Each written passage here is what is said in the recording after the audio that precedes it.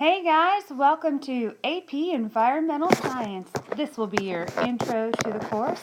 So let's get into what you're going to learn about this semester. The learning objectives for this presentation are, after hearing this, you should be able to clearly define the field of environmental science and be able to discuss with me its importance, and then also identify some ways in which humans have altered and, as we do, continue to alter the environment. The study of environmental science offers important insights into our world and how, as humans, we influence it and continue to influence the world around us. When I'm talking about the environment, I mean the sum of all the conditions around us. That can be living organisms as well as non-living organisms, soil, temperature, water, anything that influences the conditions around us. The environment that we live in determines how healthy we are, how fast we grow, how easy we can move around, and basically even how much food we can obtain. You are about to embark on a fascinating journey that will examine the nature of environmental science. As an environmental scientist, we study how humans interact with the environment and how we alter all the components that exist in that environment. So it's a combination of two things: how the natural system interacts, and secondly, how humans act within that natural system. Many environmental scientists study a very specific type of system. We call those ecosystems. An ecosystem is a particular area, a location, a specific location on Earth that has interacting components. Really, two interacting components. We call those biotic and abiotic components. Biotic being the living things inside of that, and abiotic being the non-living component of that. Before we continue, many students think that environmental science, we're going to learn how to plant flowers and sit around a tree and sing Kumbaya. And I might make you plant some things, but this is not that. So you should know the difference from what we talk about as environmentalism, an environmentalist, and what an environmental scientist does.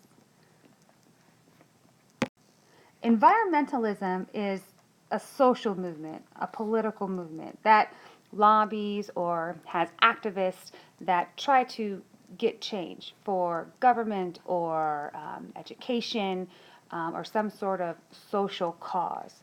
A person who is involved in that is the environmentalist. And that is a movement of which we call environmentalism. That is different from an environmental scientist or the field of environmental studies.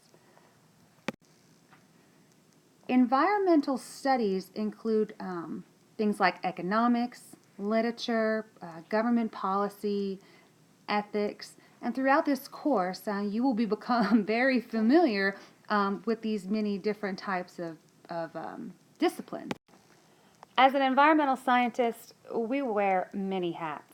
We have to learn about politics and policies, economics, ecology, toxicology, chemistry, law. There's a lot that's involved. It is a multidisciplinary field. You have to be good at and care about and interested in a lot of different components. And so an environmental scientist or a person who goes into environmental studies has lots of options. It's just not someone wearing wildlife gear and out in the forest. There's a lot involved. There's a lot of different types of jobs that are offered, and that is why it is a huge, growing, and very needed field. So an environmental scientist is someone who's like a researcher. We use the scientific method. We try to be objective when we look at things. And an environmentalist is more of on the political side, an activist, a lobbyist. But both of these people, what they have in common is that they are typically in an educational type of front and setting, and they also care about the environment and human health. I mean, because let's face it, if you're a human walking around the planet, you're going to alter the natural systems that are there. So think about the last time that you walked in the forest or that you took a nature walk. I mean, did you notice any dead or fallen trees there? I mean, the chances are that even if you did, you were not aware that living and non-living components were interacting at all. Perhaps in the past that you may have like killed an insect or, chopped wood. Over time, dead trees in the forest, they lose moisture and they become vulnerable and they die. Then it can get struck by lightning, create a wildfire, and boom, we have a natural way in which the system has been altered. But you have also walked through that same forest. You may have squished a bug or picked a flower. Whatever it was that you did inside of that system also altered that environment. And so we have to marry these two components to really understand, what humans are doing in natural systems and how they are alternating it. The systems that we can alter vary. I mean, they can vary in size. They can also vary in complexity. The creatures and living things and non-living things that interact are as wide as we can understand and learn. So let me attempt to explain how a system is different for different people. Here we have a codfish. To a physiologist and to perhaps a biologist, a cod is its own system. It is an organism with a lot of interacting components and pieces inside it. To a marine biologist, there's a predator-prey relationship between cod and herring.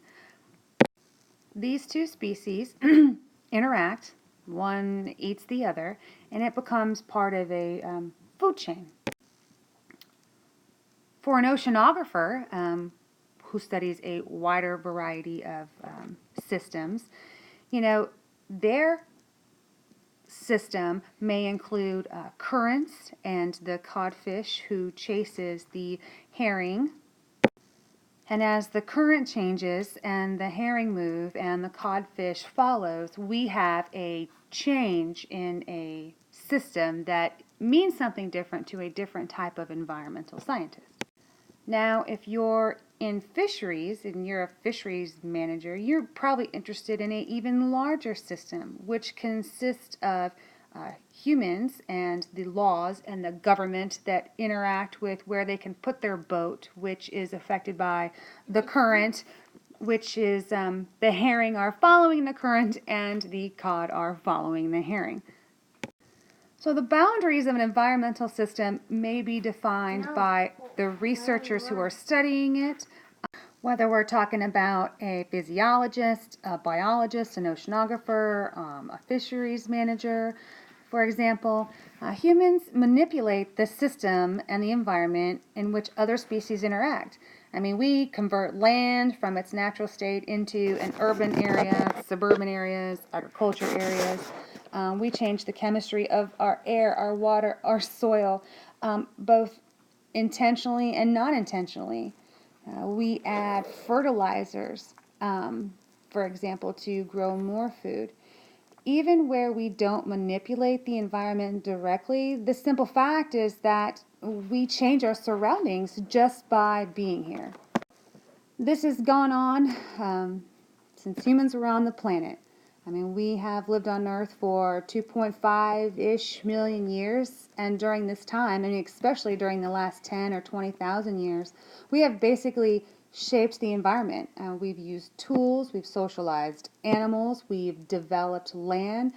We have directly altered the environment in very substantial ways. Even now, we genetically alter and change our food. In the past, we have hunted animals to death, like the mammoth, mastodons, giant sloths, a lot of stuff that's at the Tellus Museum, many types of birds. And the hunting has definitely led to extinction But that doesn't always mean that, our outlook is bleak. Human activities create a lot of opportunities for certain species to thrive and live well. At least during the last 200 years, with this rapid growth in technology and development, I mean, humans have both changed systems on a rate and a scale that is global. Modern cities with electricity and running water and transportation systems have benefited human health in a lot of ways. And not every species has been able to keep up with this human modified system. I mean, it's practically impossible for millions of people to inhabit an area without altering it. Like Los Angeles, for example, in 1880, fewer than 6,000 people lived in Los Angeles, and in 2013, Los Angeles had a population of 3.9 million people. The greater Los Angeles metropolitan area now is at nearly 13 million people. The landscape, the ecosystem, the environment is completely different than it originally was.